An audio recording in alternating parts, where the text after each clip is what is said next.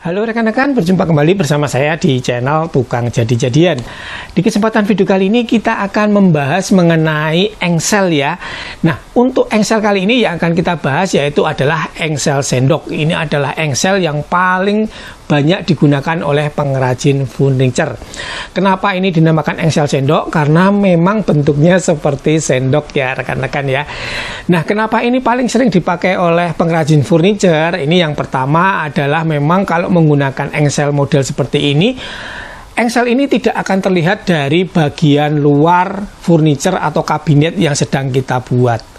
Kemudian jika menggunakan engsel sendok seperti ini, maka pintunya dapat kita lepas dengan mudah. Jadi dapat kita pisahkan dari kabinetnya. Terus yang ketiga, jika menggunakan engsel sendok ini, kita dapat setting secara presisi untuk posisi pintunya, mau geser kiri, geser kanan, atau maju mundur. Ini ada fungsi untuk pengaturannya.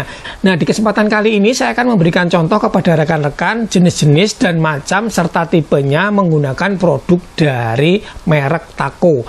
Ini adalah merek yang sering saya gunakan rekan-rekan ya. Jadi saya sudah tahu untuk kualitasnya memang bagus, untuk produknya itu tahan lama dan kuat, kemudian mudah untuk diaplikasikan dan dipasang.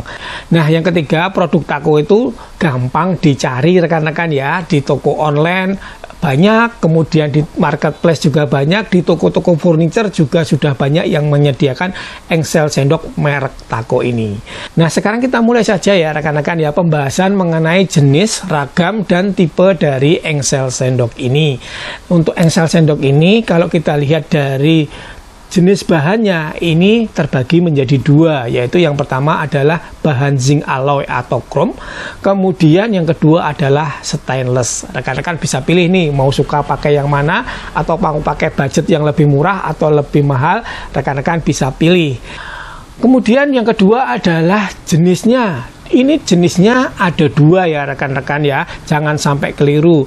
Jadi yang pertama jenisnya adalah normal closing. Jadi saat pintunya nanti kita tutup itu nutup biasa. Jadi biasanya akan menimbulkan suara dan untuk menutupnya itu agak lebih cepat. Yang kedua adalah tipe yang soft closing atau biasa orang menyebut sebagai slow motion. Nah, ini yang saya sering pakai juga ya. Kalau ditutup itu pelan-pelan, jadi terlihat lembut. Jadi tidak menimbulkan suara juga saat pintunya dari kabinet tertutup. Nah, kalau dari tipenya, ini ada 3 tipe rekan-rekan. Yang pertama adalah lurus atau full overlay. Yang kedua adalah semi bungkuk atau half overlay. Dan yang ketiga adalah full bungkuk atau inset. Baik, sekarang kita bahas satu persatu 3 jenis tadi ya rekan-rekan ya. Yang pertama adalah tipe yang lurus atau full overlay. Tipe ini digunakan pada pintu yang posisinya tidak bertabrakan dengan bukaan pintu lainnya atau posisi pintu ada di ujung kabinet. Jadi paling tepi biasanya atau hanya satu pintu saja. Kemudian yang setengah bungkuk atau half overlay ini digunakan pada pertemuan 2 pintu atau sisi kabinet, posisinya di tengah. Jadi biasanya pintunya 2, kemudian kabinetnya di tengah, posisinya pintu juga setengah-setengah. Itu kita menggunakan tipe yang half overlay atau setengah bungkuk. Terus yang ketiga, yang tipe full bungkuk atau inset ini digunakan di berbagai posisi pintu, tapi menampilkan dinding kabinetnya. Jadi nanti dari bagian depan dinding kabinetnya akan terlihat ya, pintunya ada di bagian dalam dari kabinetnya. Baik rekan-rekan ya, seperti itu tadi pembahasan mengenai jenis, ragam, dan tipe dari engsel sendok.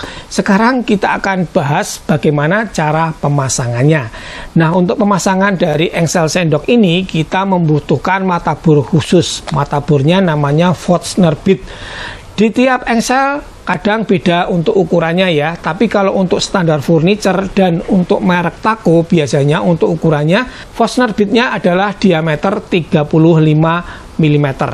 Terus yang kedua, kita bisa menggunakan bantuan jig ya, supaya nanti untuk pengeboran kemudian pemasangan skrup itu dapat lebih presisi posisinya, kita nggak perlu ukur satu persatu. Baik rekan-rekan, sekarang kita mulai cara pasang engsel sendoknya. Kita pakai yang model lurus saja sebagai contoh.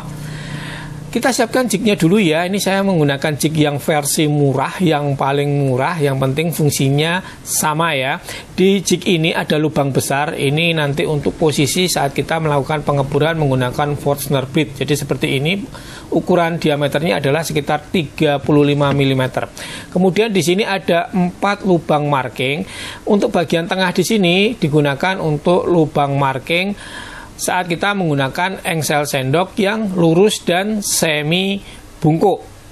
Kemudian yang paling belakang di sini untuk yang marking lubang full bungkuk. Jadi ini berbeda fungsi ya, jangan sampai keliru. Kemudian di sini adalah marking tanda posisi tengah-tengah dari engselnya. Untuk engsel sendok ini sebelum dipasang kita harus lepas dulu ya. Ini penutupnya kita lepas seperti ini. Kemudian kita pisahkan untuk engsel bagian pintu dan engsel bagian dinding kabinetnya. Cara ngelepasnya tinggal ini dipencet saja. Nah, ini akan terlepas seperti ini rekan-rekan ya. Jadi ini yang dipasang di dinding kabinet, kemudian ini yang dipasang di daun pintu. Baik, sekarang kita lanjut untuk pemasangan di daun pintu. Langkah pertama untuk pemasangannya kita tandai dulu untuk posisi skrupnya. Ini menggunakan jig untuk pemasangan di dinding kabinet menggunakan lubang marking yang ada di tengah. Seperti ini kita tandai. Kemudian langsung saja kita pasang untuk bagian engsel yang untuk dinding kabinet. Tinggal kita skrup seperti ini menggunakan skrup bawaan dari engselnya. Nah, kita skrup 2, sebenarnya cukup. Kalau mau lebih kuat kita skrup 4. Selanjutnya kita akan melakukan pengeburan pada bagian daun pintu menggunakan jig juga. Ini jignya kita posisikan pas, kemudian langsung kita lakukan pengeburan. Kedalaman pengeburannya adalah sekitar 11 mm. Seperti ini. Kemudian menggunakan penggaris siku supaya posisi engselnya bisa tegak lurus dan langsung kita skrup 2 titik. Kita pasang engsel sebelah atas seperti ini, sudah selesai. Dan tinggal kita pasang pintunya pada kabinet. Tinggal kita klipkan seperti ini, sudah akan terkunci. Dan tinggal kita setting untuk posisi pintunya. Setelah itu tinggal kita tutup. Yang terakhir seperti ini untuk bagian bawah dan bagian atas.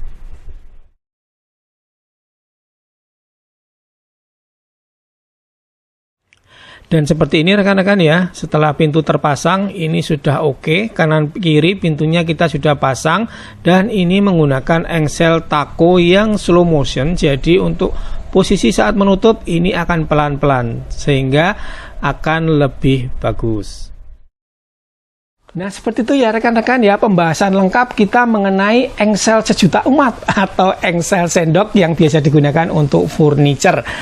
Semoga bermanfaat buat rekan-rekan sekalian, dan buat rekan-rekan sekalian yang masih bingung atau belum jelas, rekan-rekan bisa cek saja di deskripsi video. Di sana saya sertakan detail dari apa yang saya jelaskan tadi, kemudian detail juga mengenai produk taco yang saya gunakan untuk menjelaskan buat rekan-rekan sekalian. Terima kasih sudah menonton, sampai berjumpa di video selanjutnya dari channel Tukang Jadi-Jadian.